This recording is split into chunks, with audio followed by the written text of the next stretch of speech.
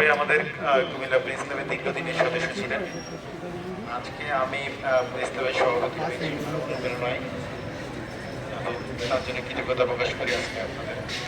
সাদিক ভাই আমাদের কুমিল্লার, আপনি জানেন যে কুমিল্লা ফটো সাংবাদিকের মধ্যে তার ছবি কথা বলতো এবং বিভিন্ন ঘটনার যে ছবিগুলো এখন পর্যন্ত আপনারা ইতিমধ্যে দেখেছেন যে সাদিক ভাইয়ের ছবি তোলা বা সাদিকের যে ঘটনা ভোজে তুলে আনতো, প্রকৃত সাংবাদিকতার যেটা ছিল মানদণ্ড সবকিছুই সাদিক ভাইয়ের মধ্যে ছিল। আমরা যে অপূরণীয় ক্ষতি এই কুমিল্লাবাসীর মধ্যে সাদিক ভাইয়ের মধ্যে আর ফিরে পাবো না। তাই সাদিক ভাইয়ের পক্ষ থেকে, কুমিল্লা প্রেস ক্লাবের পক্ষ থেকে আমি প্রেস ক্লাবের সভাপতি হিসেবে আপনাদের কাছে সাদিক ভাইয়ের কথাবার্তায় সবসময় হাস্যোজ্জ্বল মানুষ ছিলেন এবং রসিকপ্রবণ ছিলেন, স্পষ্টভাষী ছিলেন।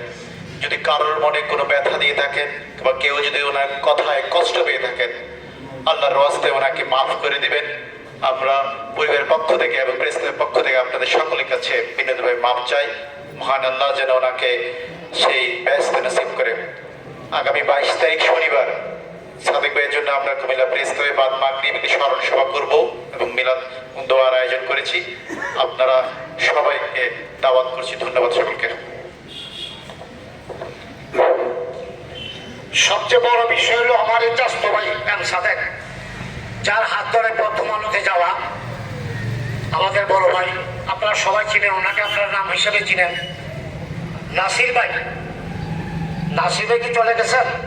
আচ্ছা, উনি প্রেস ক্লাবের ওখানে বক্তব্য রাখছেন, উনি ঢাকা থেকে আসছেন, ওখানে জ্বালাতেও দিচ্ছেন, এখানে আসছিল, হয়তো চলে গেছে। তো এখন আমাদের এই সাদেক, যার সাথে দীর্ঘদিন কর্মময় জীবন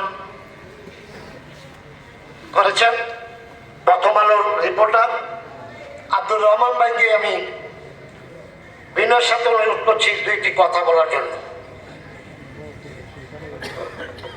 আসসালামু আলাইকুম ওয়া রাহমাতুল্লাহ। প্রিয় মুসল্লিবৃন্দ, এম সাদেক আমার মাথার উপরে ছায়া ছিলেন। আমার প্রথম আলোতে যোগদানের পর থেকেই তিনি আমাদেরকে বটবৃক্ষের মতো ছায়া দিয়েছেন। আমি আজকে আমার এখনো বিশ্বাস হচ্ছে না যে আমার এম সাদেক ভাই নাই। আমি বয়সে এম সাদেকের সন্তান তুল্য, এরপরও তিনি আমাকে আপনি করে সম্বোধন করতেন। সবসময় পেশাগত দায়িত্ব পালনের ক্ষেত্রে তিনি ছিলেন আপোষহীন। ওনার অর্ধেক বয়স আমার না, কিন্তু দেখা গেছে কোনো একটা আমাদের অফিসের কাজে যখন আমরা যেতাম, আমার আগেই তিনি হাজির থাকতেন। মহান আল্লাহ পাকের কাছে তার বেহেশত কামনা করছি। আমি প্রথম আলোতে যোগদানের পরে দেখছি যে অফিসে মসজিদে আজান হয়েছে, আজানের ধ্বনি যখন তার কানে লেগেছে তিনি নামাজে হাজির হয়ে গেছেন। তিনি কাজ ফেলে আগে নামাজ আদায় করেছেন, তারপরে কাজ করেছেন। আজকেও তিনি পেশাগত দায়িত্ব পালন অবস্থায় তিনি মৃত্যুর কোলে ঢলে পড়েন।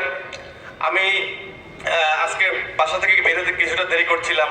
আমাদের এই সহকর্মী মাসুদ রানা জুয়েল আমাকে 11:32 কল করলেন যে ভাই তাড়াতাড়ি অ্যাম্বুলেন্স নিয়ে চাঁদপুর ব্রিজের এখানে আসেন। আমি ফোন কেটে একদিক দিয়ে অ্যাম্বুলেন্স গেছে, একদিক দিয়ে আমি গিয়েছি। গিয়ে দেখলাম যে সাদেক ভাই একটা চেয়ারে বসে আছেন, খুবই গুরুতর অবস্থা। তাড়াতাড়ি করে অ্যাম্বুলেন্সে আমি তাকে তুললাম। অ্যাম্বুলেন্সে ওঠার পরে তিনি আমার হাতের উপরেই একবার বমি করেছেন। তারপরে তিনি বললেন যে ভাই আমার বুকে খুব ব্যথা করছে বুকে। এরপরেই সাদেক ভাইকে নিয়ে আমরা সঙ্গে সিডিপেট হাসপাতালে গেলাম। সেখানে ডাক্তার তৃপ্তিশ সর্বোচ্চ চেষ্টা করেছেন। হাসপাতালের অন্যান্য চিকিৎসক সিসিইউতে ছিলেন। পরে একটা পর্যায়ে তিনি অ্যাটাকের উপরে আবার অ্যাটাক করেন। হার্ট অ্যাটাকের কারণে তিনি মৃত্যুর কোলে ঢেলে পড়েন। আমরা ওনাকে লাইফ সাপোর্টে নেওয়ার চেষ্টা করেছি। আমরা ঘটনার সঙ্গে পুরোটা বিষয় প্রথম আলো পরিবার ঢাকা অফিসকে জানিয়েছি। আমাদেরকে প্রথমে চিকিৎসক বলেছিলেন প্রয়োজন ওনাকে ঢাকা নিতে হবে।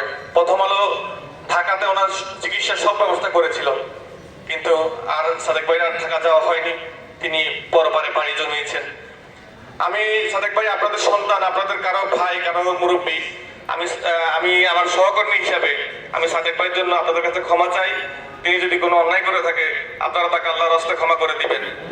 আর দোয়া করবেন মহান আল্লাহ পাক রব্বুল আলামিন যেন এম সাদেক ভাইকে বেহেশতে নসিব করে। আপনাদের সকলের প্রতি আমি অনেক কৃতজ্ঞতা জ্ঞাপন করছি। আসসালামু আলাইকুম।